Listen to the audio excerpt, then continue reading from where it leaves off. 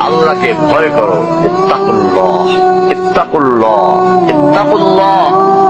ওহে মুসলিম, তোমাকে আল্লাহর সামনে দাঁড়াতে হবে। তোমার হিসাব নেওয়ার জন্য আল্লাহই যথেষ্ট, যিনি সব জানেন।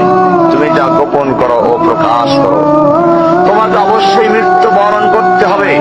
যখন তুমি দুনিয়ার সব কিছু ছেড়ে চলে যাবে, শুধু তুমি আখিরাতের জন্য যা সঞ্চয় করেছো তা নিয়ে সাবধান হও তোমার শেষ আমলের ব্যাপারে।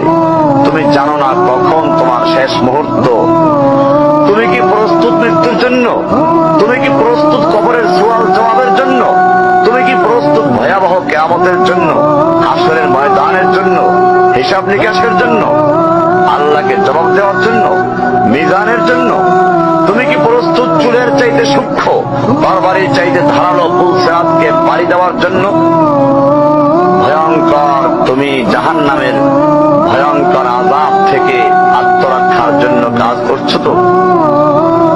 যার ইন্ধন মানুষ এবং পাথর, যারা আগুন ভয়ঙ্কর উত্তাপ সম্পন্ন কালো বর্ণের, যা হৃদয় পর্যন্ত জ্বালিয়ে দেবে, এমন উত্তপ্ত পানি যা নাড়ি ভুঁড়িকে বের করে দিবে।